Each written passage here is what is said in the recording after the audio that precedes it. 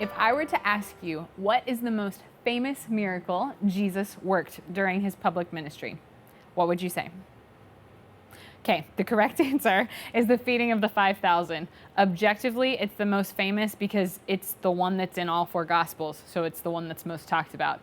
So it's the most famous one. And it's read every year during our reading cycles at Mass. And it's a beautiful beginning to this story. I think it has a lot to do with gratitude and a lot to do with the way that we need to approach what God has given us.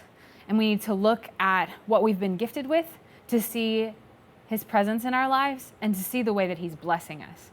The problem at the beginning of this story, you could say it's the fact that there are all these people that don't have any food. Like, yes, that's a problem. But the problem that's going on with the disciples is that instead of them focusing on what they have, they're focusing on what they want or what they think they need.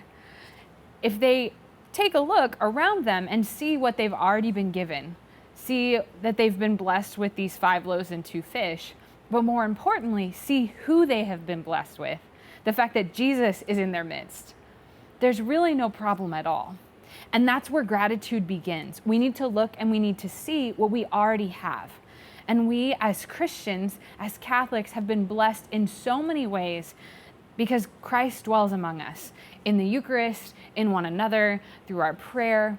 There are all these ways that God comes to us and he dwells with us. And that should be the source of so much gratitude. But often we're too busy focused on things that we want or things that we think we need because they're legitimate needs. But if we would just take a moment to look and to see the way that God is present with us, to see the ways that he has already blessed us, we can operate and move forward with a spirit of gratitude rather than a spirit of grasping or a spirit of despair. I know a lot of times amongst my friends, we fall into this attitude of comparing what other people have with what we seem to not have, that we're not grateful for the gifts that we've been given because we want what someone else has. Let what God has blessed you with be enough. Let his gifts in your life be enough, and let his presence be enough. He has blessed us abundantly, but so often we overlook these things and we dismiss them. We need to take stock of what we have. During this reading, during this miracle, in John's gospel, it says Jesus takes the gifts that are there. He takes the bread and he takes the fish. And it says, when he had given thanks, he then distributed them. So Jesus takes the little that is present there and gives it up to God and thanks him for that.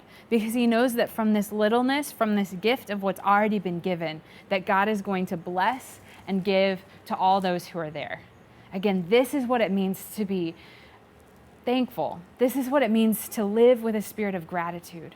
We need to look at the gifts that God has given us, and we need to give thanks for them.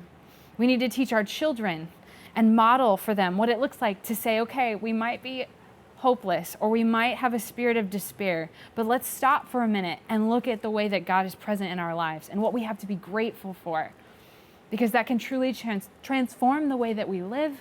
It can transform our holiday season, and it can bring us hearts of gratitude. It's from gratitude that God brings blessing. It's from this thankfulness that he blesses all of the people. That's where peace comes. That's where joy comes. That's where he wants to dwell and wants to start within our hearts with a spirit of gratitude. From all of us at Ablaze Ministries, happy Thanksgiving.